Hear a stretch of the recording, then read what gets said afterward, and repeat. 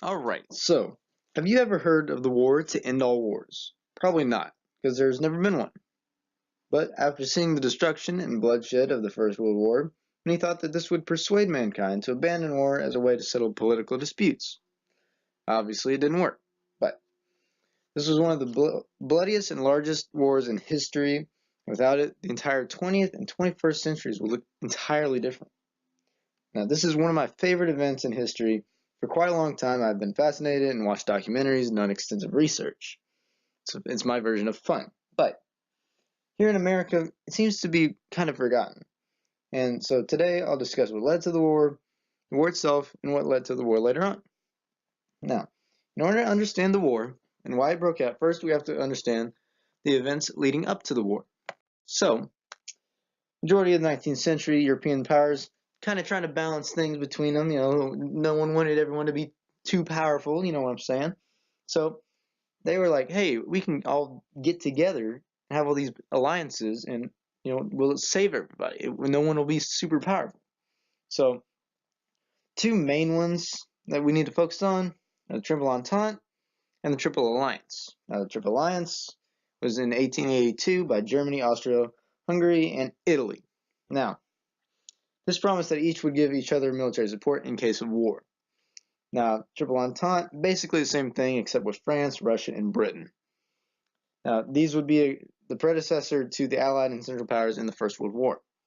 Now, these rivalries put everyone on edge. I mean, everyone was scared. It was any little thing could happen, and it would tip the balance and all that good stuff.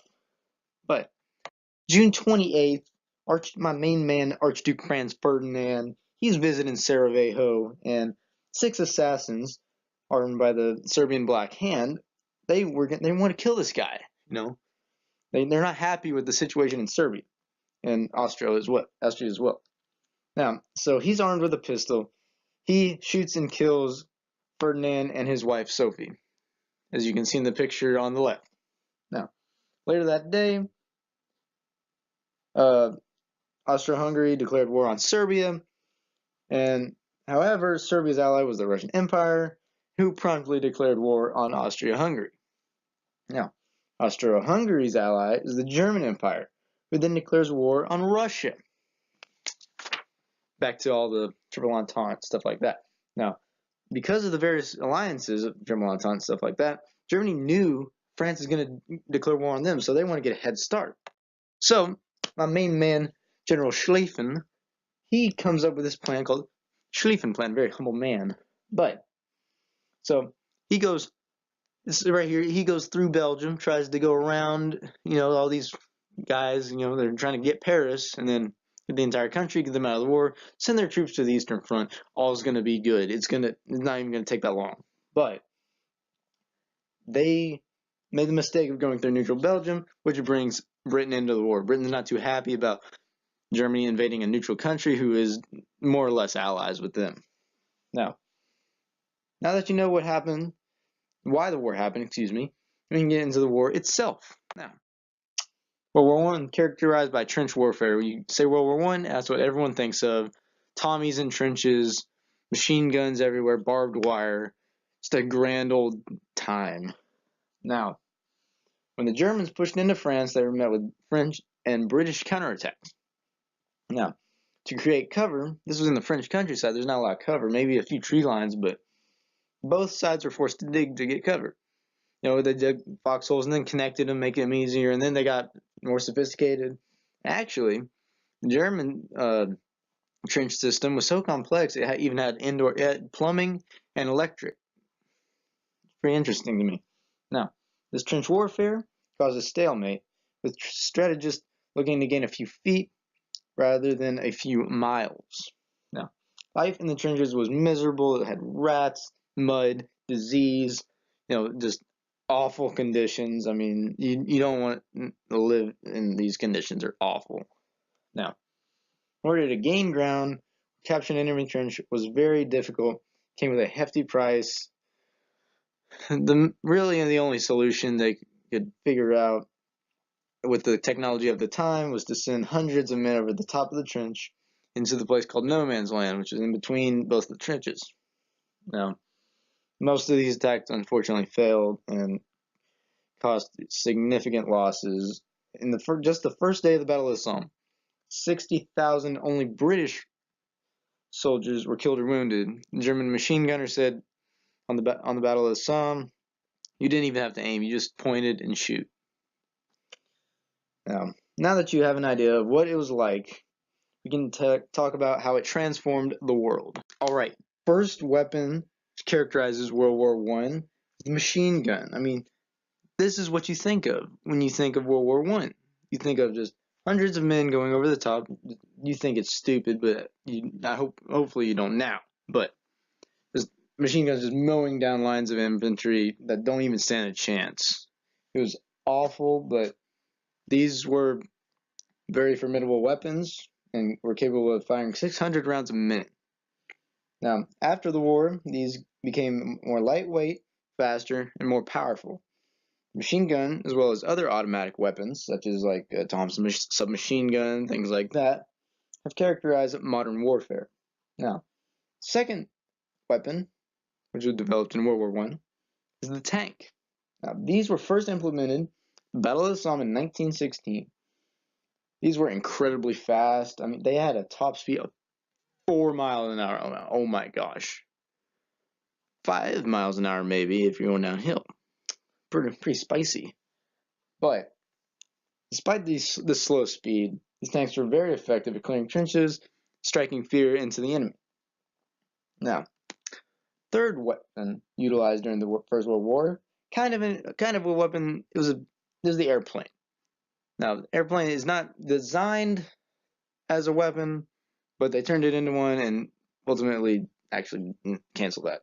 They did design them as a weapon, military planes, things like that. Now, when they first started out, it was just they didn't have guns mounted to the plane, so the enemy pilots, when they'd see each other, they give them a friendly wave. It didn't last too long. Then they'd shoot some pot shots with their pistol at each other, and then they eventually attached machine guns to the airplane. Now, this was the first time in history combat took to the skies, and the demand for better planes during the war rushed the development of them. I mean, it was so fast. A plane that was cutting edge could be obsolete just a few months later. Air combat is still a key role in modern combat, and controlling the skies can almost ensure victory. Now, this development in air combat also gave rise to bombing civilians. This was used throughout the 20th century and as well as today. Now, this was used by both sides, but mainly by the Germans. However, these were not just made by planes, but also zeppelins. Now, a zeppelin is like an airship, or excuse me, like a blimp, except the difference is a blimp is just a big balloon. Airship has structure; it's got like a frame inside of it, but these were not as effective in the number of sheer casualties, but they were devastating as a psychological weapon. I mean, this huge thing in the sky is dropping bombs on you. You're going to be terrified. You're going to think, how can we win the war? But we know that they did, that the Allies did. Excuse me. Now, World War I did not just give us better weapons, but changed the political landscape forever. So, after winning the war, Britain and France divided the former Ottoman Empire to political states such as Iraq and Afghanistan, some of the most peaceful places in the world. I mean, they're almost like Switzerland level peaceful.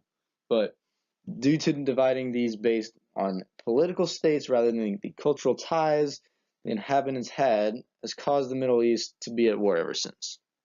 Now, communism makes its debut during the First World War, and due to a lack of resources and morale in Russia during the First World War, people ultimately revolted against the Tsar, and after a brutal civil war, the Communist Party took power in 1917. Now, World War I also played a large part in causing World War II. Now, after the war, the Treaty of Versailles was drafted, and Germany was forced to pay reparations, which were not fully paid until 2015. Now, this caused a Great Depression in the country. I mean, it was 1,000,000 marks. Inflation was like insane. It cost 1,000,000 marks just to buy like a loaf of bread. It's insane. Now, this Great Depression allowed Hitler to rise to power, gave him a similar to Vladimir Lenin, in the sense that both were in an economic downturn. But ultimately, today I discussed why the world went to war in 1914, what the war was like, and what it led to. World War I defined the 20th century and molded it with its technology and politics. And without it, the world would be a completely different place.